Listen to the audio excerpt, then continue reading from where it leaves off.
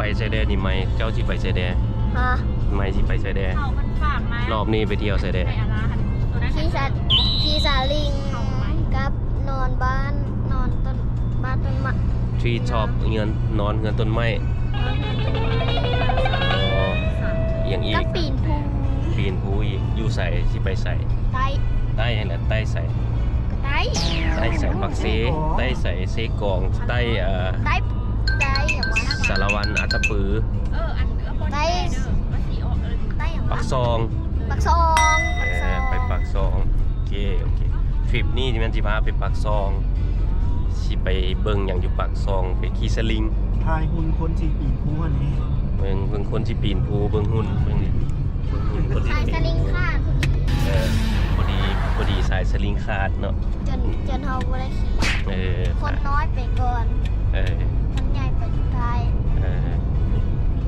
แม่นแล้วโอเคตามนั้น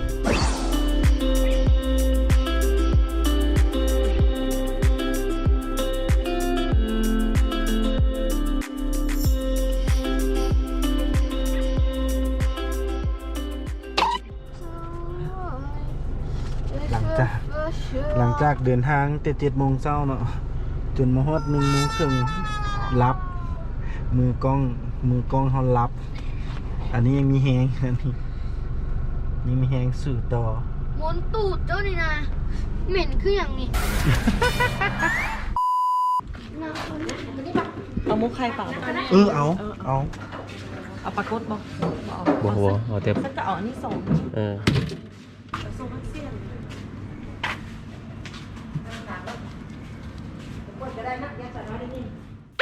มันไม่อธิบายด้วยฮอดใส่แล้วนี่ตอนนี้เข้าสวรรค์เขตสวรรค์เขตโนที่กำลังสีเข้าจากเซบังไฟกินนี่ไปกินข้าวอยู่เซบังไฟแม่นบ่แล้วเขานี่ไปกินข้าวอยู่เซบังไฟ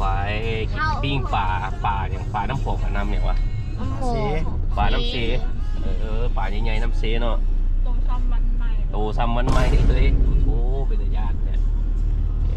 แล้ววันนี้เอาไปโตสิไปเซโนสิเข้าเซโนเข้าสวรรค์มื้อนี้ต้องฮอดปักเซมื้อนี้นอนปักเซก่อนลาวแท้ว่าเนาะกระเซียเลยฮอดแล้วดิ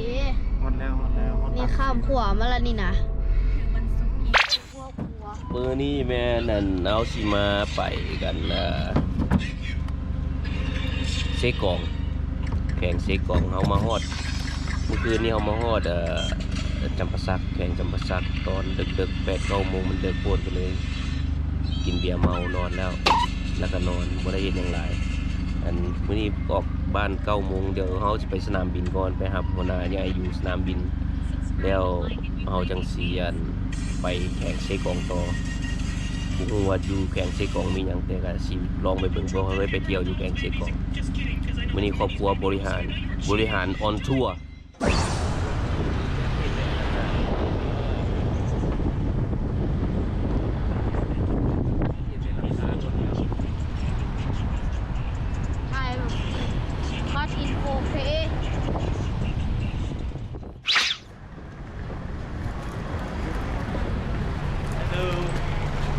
How are you?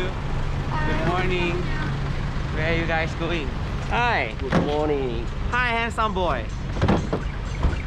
คือหลายจับโทรศัพท์แล้วกับโบฮับโทรศัพท์ของเพื่อนใช่ทางไหนอ่ะ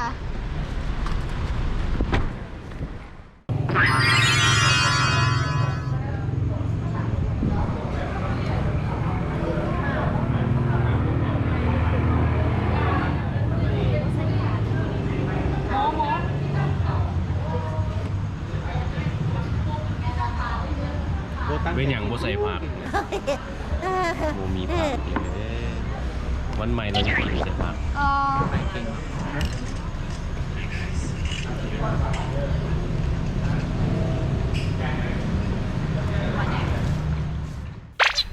สี่ตอนนี้พากันเล่นเกมไล่เลขเนาะเลขคูเลขคีก ไทยป้ายรถ อันนั้น เลข ดาวป้าย ท้าย รถเลขท้ายคูคีกเนาะซึ่งทางนโมกับน้ำมนต์เอาเลขคีก แม่โอ้ย เลขแปด เลี้ยงครู5,000แล้วจ้าอันวันใหม่ครับ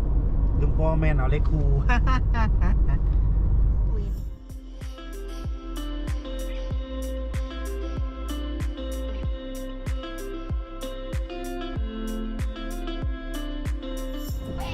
ยาวมาแล้วยาวมาแล้วยาวมาตัดเป็ดแล้วมาแล้วใกล้สีฮอดแล้วกลายเป็นน้อยนึงในที่สุดเขากลับมาฮอดเสร็จแล้วนี่ มาแฝดได้แฝดเกือบตกรถ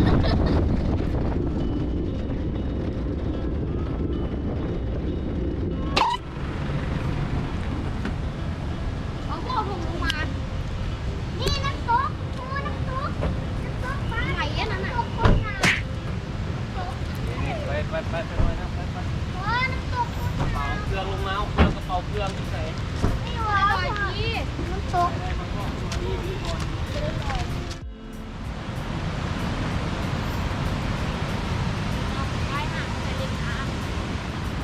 ไว้เล่นอยู่นี่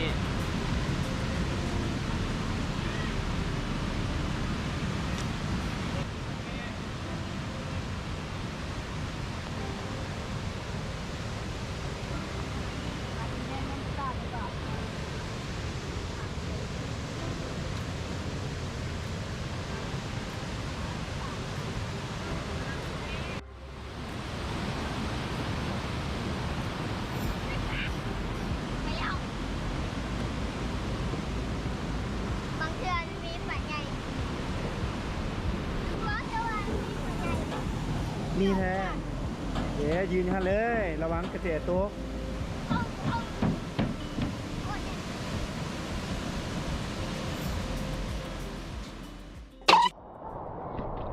กูเนี่ยก็สิมาไล่ไปตามน้ำโดยบุญพ่อแม่มาจับเอาเนาะเขาก็ตายได้ไหนก็บ่เบิ่งเอาเนาะเอาหัวหยอกตอนนี้น้องเขากำลังเฮ็ดสิ่งบุปินแต่เฮ็ดจับกิ่งไม้แล้วแกล้งไปแกล้งมาใช่เขาจะสั้นแหละนั่นคือวิถีชีวิตของเขา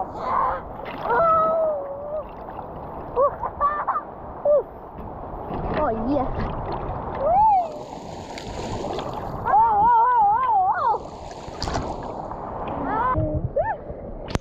เข้าไป รถไถมันคือคนพอด เป็นมือลูกไปเล่นเดินกับที่บ้านเพิ่งอ่านกล้องแล้วก็บู๊บลงไปเล่น ไหลบ้าเอากิ่งไม้มาเนี่ยเขาดึงบ่ไหลนะเอากิ่งไม้มาดึงบ่ไหล นะครับรุด1 2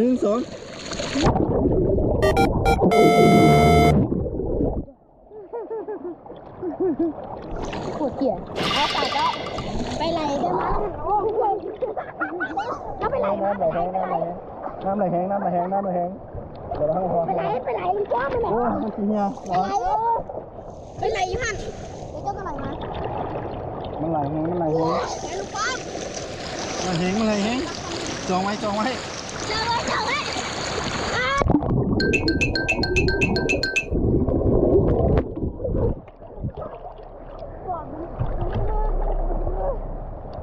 จะปล่อยเอารถ โอ้ ข้างไปเที่ยวคันทีละคัน โอ้ยูหันมันจะไหลแห้งยูนี่มันบ่แห้งกว่านะ ไม่เห็นกับบ้านจะสีนะ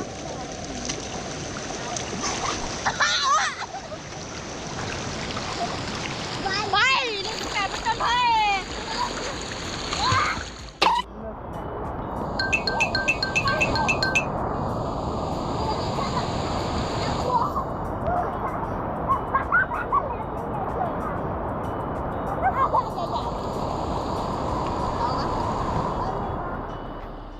ร่วมเลาะโลเลโดย ห้านกาเฟโอเลียง บริษัทวัตชิลาว ห้องเสื้อวันนาลี The Barber ลาวห้องหมอศัลยกรรมและเสริมความงาม Beyond